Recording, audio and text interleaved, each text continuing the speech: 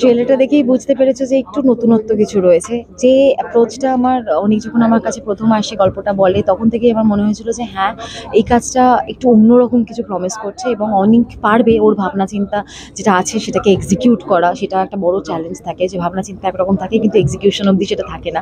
কিন্তু অনেকের যেরকম হোমওয়ার্ক বা যেরকম এডুকেশন, সেখান থেকে আমার ওর ওপর সেই ফেথ থাকে এবং সেখান থেকেই আমি ওকে ট্রাস্ট করি এবং সুমেরার মতন একটা ইন্টারেস্টিং চরিত্র অফার করার জন্য আমি রিয়েলি গ্রেটফুল টু হিম।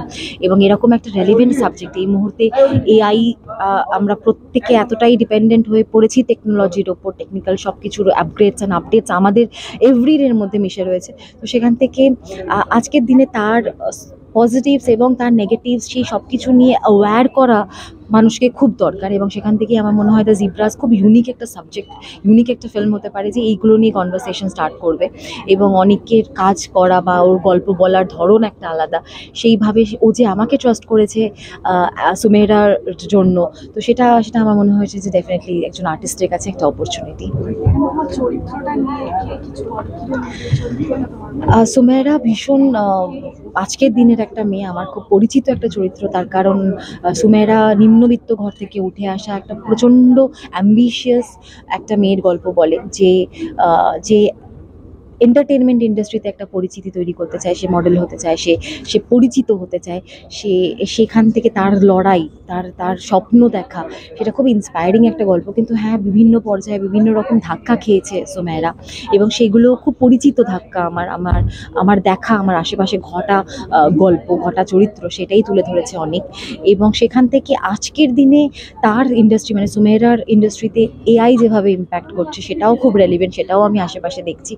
তো সেখান থেকে এইরকমই সব কিছু মিলিয়ে আমার চরিত্র, I have been very fortunate যে আমি শারিফ বা উষার মতন অভিনেতার সাথে কাজ করার সুযোগ পেয়েছি। বিকজ তাদের প্রত্যেকে এতটা প্রফেশনাল, এতটা কি বলবো, তাদের প্রত্যেকের নিজেদের চরিত্রগুলোকে আত্মস্থ করার ধরন আলাদা এবং সেটা দেখাটাও খুব এনরিচিং একটা এক্সপিরিয়েন্স থেকেছে। সো খুব ভালো লেগেছে কাজ করে।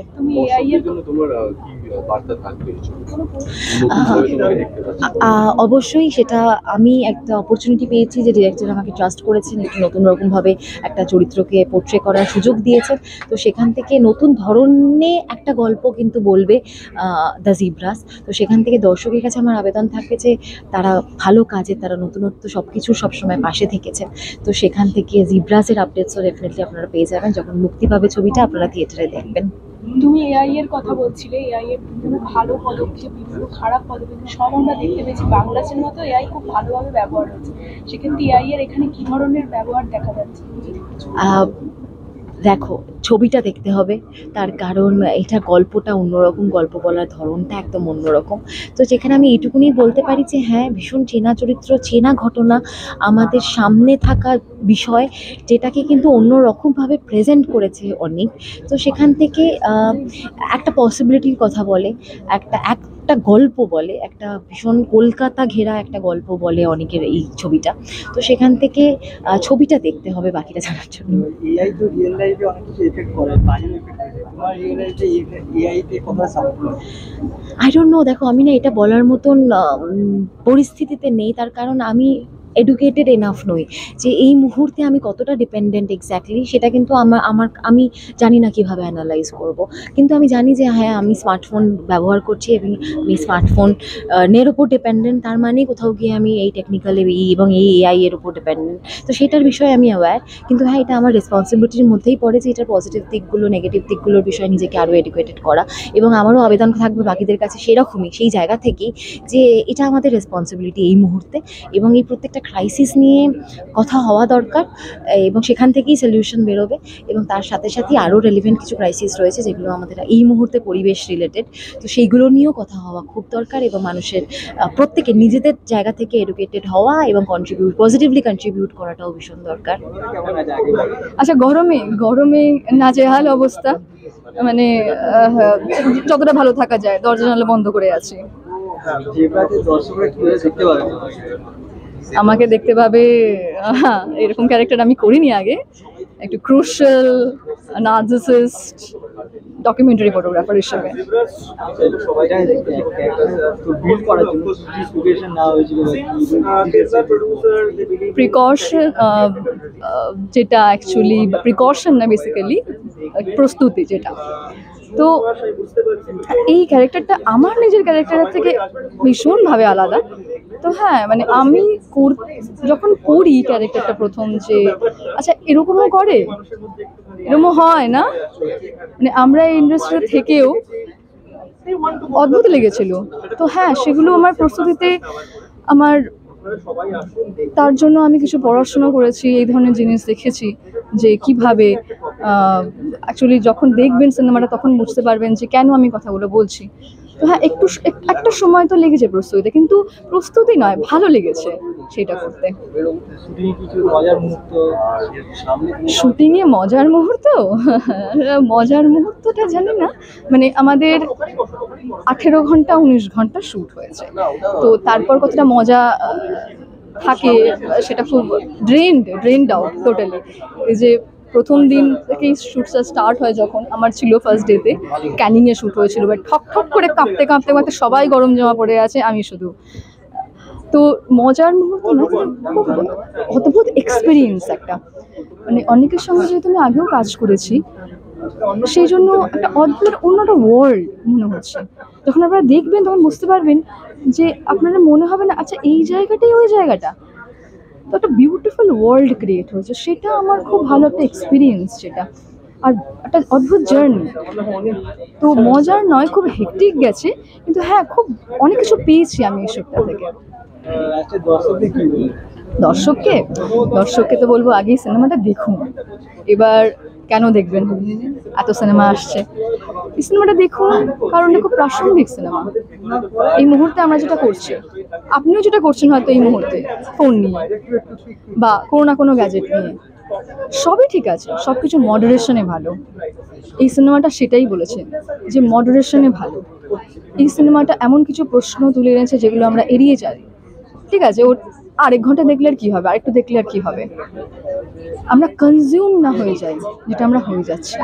তো এই সিনেমাটা সেই জন্য আপনারা সকলে গিয়ে দেখুন যখন রিলিজ হবে, কারণ এটা খুব জরুরি একটা cinema, it's a very important film এই মুহূর্তে দাঁড়িয়ে। ভাল লাগছে, আমার টিম বেশি এক্সাইটেড আমার থেকে। ভাল লাগছে, একটা ট্রেলার লঞ্চ হয়েছে, এবার সিনেমাটার জন্য অপেক্ষা করছি। আমি এখন আসলে I am working for my next project as well, সেটা নিয়ে প্রচণ্ড বিজি। ভাল লাগছে, অফকোর্স ভাল লাগছে। আমার টিম বেটার বলতে পারবে, টিমকে জিজ্ঞেস করলে, দে আর ভেরি এক্সাইটেড অ্যাকচুয়ালি। এবার কি জোনারে হতে চলেছে? Thriller, suspense thriller, drama, crime thriller.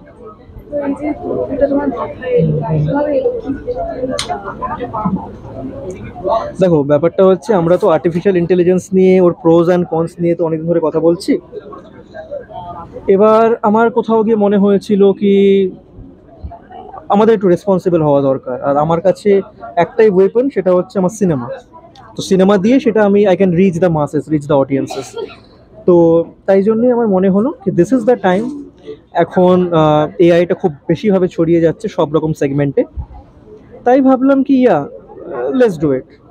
আমরা এআই এর বিষয়ে বিভিন্ন প্রযুক্তি বাংলা সিনেমায় বিভিন্ন সিনেমায় লক্ষ্য করেছি। এক্স্যাক্টলি এআই এর কি ধরনের প্রযুক্তি ব্যবহার করছি? সি, এখানে ব্যবহারের থেকেও বেশি এখানে what we are doing is that we are showing AI কি করে লাইফে ছড়িয়ে যাচ্ছে, মানে কনটেক্সটটা আমরা দেখাচ্ছি, এআইয়ের কনটেক্সটটা, not that content of AI.